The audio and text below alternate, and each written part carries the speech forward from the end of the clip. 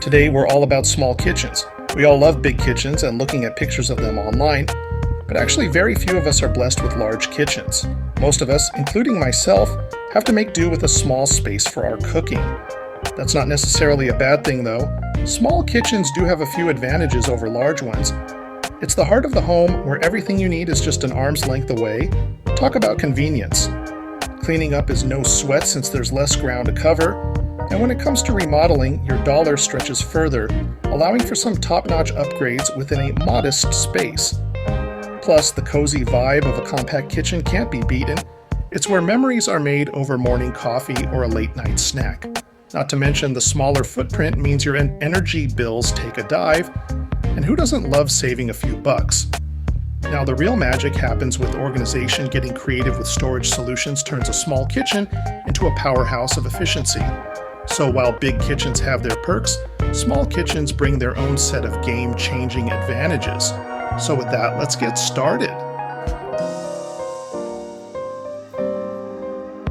Today we're sharing the ultimate guide to designing small kitchens. From layout tips to storage solutions, we'll cover everything you need to know to create a beautiful and functional space. When you're gearing up to give your small kitchen a big makeover, it's all about getting the lay of the land first. Before you start knocking down walls or picking out tile samples, take a step back and assess your space. Here's what you need to consider. Measure up. Grab that measuring tape and get detailed dimensions of your kitchen. Start with a rough sketch of your kitchen layout. Include walls, doors, windows, and any other structural elements. This will be your roadmap as you measure. You'll want to know the exact height, width, and depth of the space. Don't forget to note the placement of doors and windows, which will play a big role in your design. Also note the location of any fixed obstacles like pipes or radiators, and don't forget to mark the positions of existing electrical outlets, plumbing, gas lines, and appliances. These will affect where new elements can be placed. If you find that you can't fit that dream refrigerator you just purchased into your shiny new kitchen, you are not going to be very happy. Set your goals. Think about what you want to achieve with your renovation. Is it more storage, better flow, a place to entertain? Different objectives will lead to different kitchen designs. For example, if you love your family hanging out with you while you cook, the design will aim for more sitting and counter space, which utilizing an adjoining space for additional storage. Having clear objectives will guide your decisions and keep your project on track.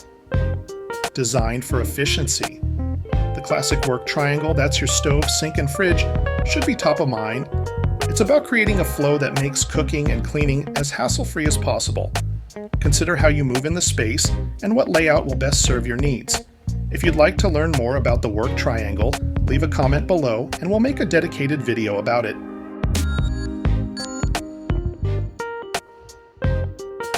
If you've got a really tight space, probably the best option for you would be an L-shaped kitchen layout. It's a classic design that stood the test of time, especially for those of us working with smaller spaces. The L-shaped kitchen, characterized by its two adjoining countertops, forming a right angle, is a smart pick for small to medium-sized kitchens. This layout is all about efficiency and adaptability. It naturally separates the cooking and cleaning zones while keeping everything within easy reach. Now let's talk perks. The L-shaped layout is a space maximizer. It tucks neatly into corners, freeing up the center of the room. This makes it perfect for open-plan living, allowing you to chat with guests or keep an eye on the kids while you cook. Plus, it's versatile. You can add a dining space or an island if the room allows. But it's not all sunshine and rainbows. There are a couple of things to watch out for. The corner-based cabinets can be tricky. They're deep and sometimes hard to access. And if you're not careful with your appliance placement, you might end up with a less than ideal work triangle. If you've got a bit more space to spare, a better option would be the galley kitchen. Galley kitchens are very simple and efficient. Its streamlined design, featuring two parallel counters along narrow walkways, maximizes the use of limited space, making it ideal for tight quarters. This layout promotes an ergonomic workflow by clustering key services and appliances, which minimizes movement and saves time during meal prep and cleanup. However, the galley kitchen's compact nature can be a double-edged sword. While it's a space saver, it can also feel cramped and may offer limited storage and countertop space. Additionally, if not well designed, it can suffer from poor natural light and ventilation. Despite these drawbacks, the galley kitchen remains a popular choice for those looking to create a functional, organized cooking area in a small footprint. If you've got at least 100 square feet of space and and 3 empty walls, then you can consider a U-shaped kitchen layout. They're sometimes referred to as C-shaped kitchens and feature a horseshoe-shaped work area with cabinets and counters running around 3 sides, leaving an open end for access. This layout is efficient as it provides maximum counter space and storage, which is a premium in smaller kitchens. The uninterrupted flow of the 3 walls also allows for a functional work triangle between the stove, refrigerator, and sink. However, there are a few considerations to keep in mind. In a small U-shaped kitchen, the space can accommodate only 1 or 2 cooks at a time due to the confining nature of the U shape. If you'd like to learn more about the different kitchen layouts and their pros and cons, head over to our channel where we have detailed videos, or just leave a comment and we'll send you the links. So now that you've got your space mapped out and you've chosen a kitchen layout, it's time to start thinking about the kitchen cabinets. For some of you, this might just be your favorite part. Maximizing cabinet space in a small kitchen is crucial because it directly impacts the functionality and efficiency of your cooking area. In a compact space, every inch counts, so making the most of your cabinets can lead to a more organized and clutter-free environment. Well-designed cabinets can provide ample storage, reducing the need to display items on countertops, which helps maintain a clean, minimalist look. This organization also allows for a more expansive feel within the kitchen, making it seem larger than it is. Additionally, with more storage, you're less likely to run out of room for essentials, and you can keep everything within easy reach, which is particularly important when space is limited. By creating zones and employing smart storage solutions, you can transform a small kitchen into an efficient workspace that's a pleasure to use. First, let's talk about setting up different zones. Creating zones in a small kitchen is all about organizing the space efficiently so that you can perform tasks with ease and minimize clutter. Here are the main zones you need to set up in your kitchen. Consumables zone. This is where you store all your food items. Think fridge, pantry, or any cabinet where you keep your groceries. It's all about having your ingredients within reach when you're ready to cook. Preparation zone. Usually located near the consumables zone, this is your primary workspace. It's where you'll do all the chopping, mixing, and assembling. Make sure it's got enough counter space and is well lit. Cooking zone. This is the heart of the kitchen where the stove, oven, and microwave live. Keep your pots, pans, and cooking utensils close by to streamline the cooking process. Non-consumables zone. This area is for storing dishes, glasses, cutlery, and other everyday items. It's typically near the dishwasher or drying rack for that easy unloading. Cleaning zone. Centered around the sink and dishwasher, this zone is for all things cleanup. It's where you'll keep your sponges, dish soap, and trash bins for efficient disposal and cleaning. You might think all this talk about zones are for large kitchens, but not so. Small kitchens benefit more from having dedicated zones for specific tasks because it maximizes the limited space that's available. The key is to be strategic with your storage solutions and maximize vertical space. Remember, the goal is to have a place for everything and to keep everything in its place, making your kitchen not only tidy, but also a joy to use. Now let's turn our attention to optimizing the use of vertical space in our compact kitchens. Remember, in small kitchens, every inch counts. One way to do this is to forget standard height cabinets and replace them with those that extend to the very ceiling. These upper shelves are ideal for infrequently used items such as seasonal platters or specialized appliances. You need to be smart here though. You don't want to install high cabinets and never use them because they are out of reach. If you're on a budget, you can keep a foldable step stool tucked away somewhere in the kitchen to reach the top shelves. If you have a bit more cash though, investing in pull-down shelves would be worth every penny. Before choosing a pull-down shelving system, you need to first decide what you will store on it. The specs for the shelving system will state how much weight it can hold. It's best to spend that extra dollar and buy a sturdy system because it will save you more money in the long run. Cheaper systems almost always compromise on the quality of material used, causing them to bow under the weight of kitchen items. This is often due to insufficient supports for the length of the shelf or the use of materials that are too thin. This will lead to sagging and breaking, which leads to more frequent replacing. Assess the cabinet size and available space to ensure a proper fit. Make sure that the cabinet walls can also support the weight you're going to place on them. Materials like stainless steel offer durability and the ability to support a heavy load. Also check for a smooth mechanism that allows the shelves to lower and raise easily, ideally with a locking feature for hands-free use. It's also wise to consider the ease of installation and whether the system comes with all of the necessary mounting hardware. Lastly, think about the aesthetic appeal and how the shelving will look in your kitchen, as well as any customization options that allow you to tailor the system to your specific needs. By taking these factors into account, you'll be able to choose a pull-down shelving system that enhances the functionality and style of your kitchen. An alternative is to have standard height cabinets coupled with open shelves. This will work great if you have kitchen items that you would like to showcase. Don't be fooled by pictures of those immaculate minimalist open shelves you find on the internet. Since you are actually going to be using your kitchen, you need to think more practically. First, decide what you're going to store on the open shelves. If you let it become a dumping ground for everything that doesn't have a place, your kitchen will start to look very messy very fast. Ideally, you store your most used items on the open shelves for easy access.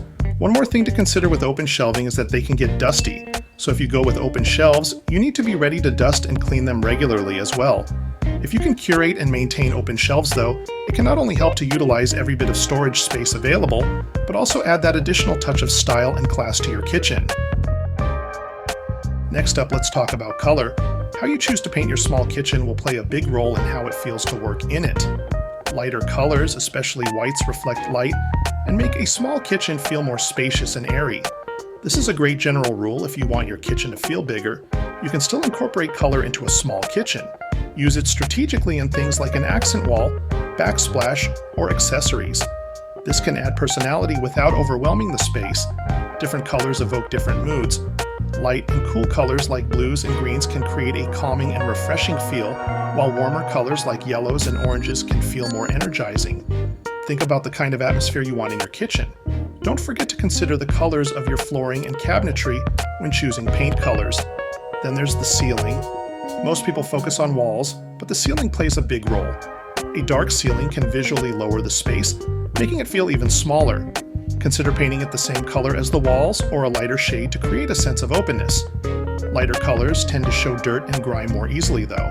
This might not be a deal breaker, but if you're not someone who cleans the kitchen daily, consider a slightly darker shade or a color that hides imperfections a bit better.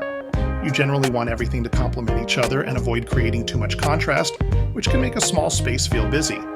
If your kitchen is open to another room like a living area, think about how the colors will flow together. Choosing a cohesive color scheme across connected spaces can make them feel larger overall. Not all colors are created equal. A glossy white paint will reflect more light than a flat white, making the space feel larger. Similarly, stainless steel appliances reflect light, which can be helpful in a small kitchen. When thinking about color, don't forget about lighting. Think about how much natural light your kitchen gets and how you'll use artificial light. The way light hits a color can dramatically change how it looks. You might need to adjust your color choices based on your lighting situation. How about design elements?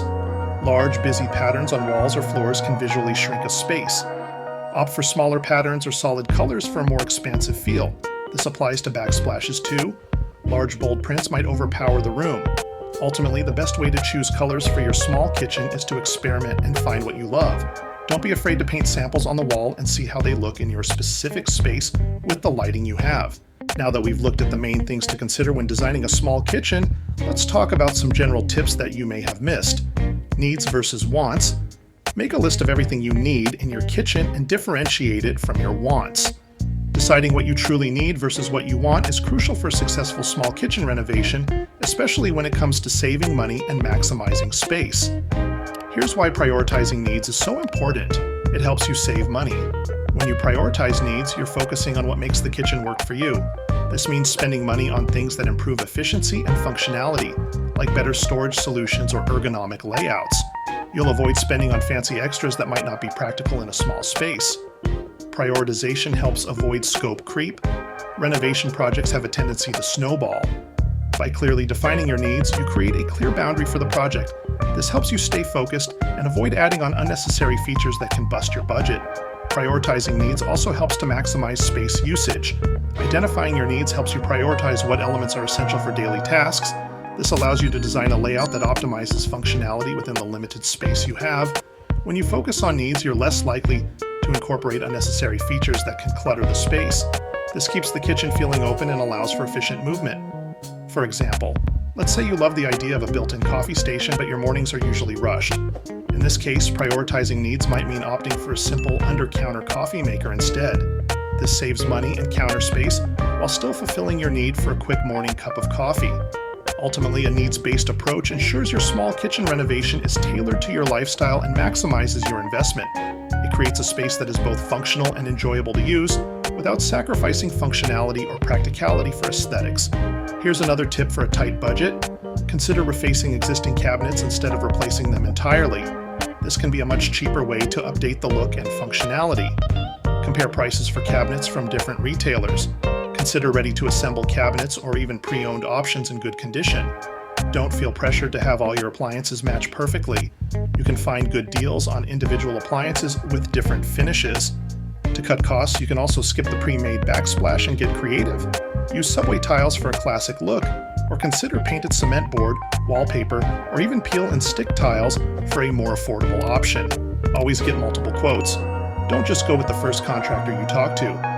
Get quotes from several qualified professionals to compare prices and services offered.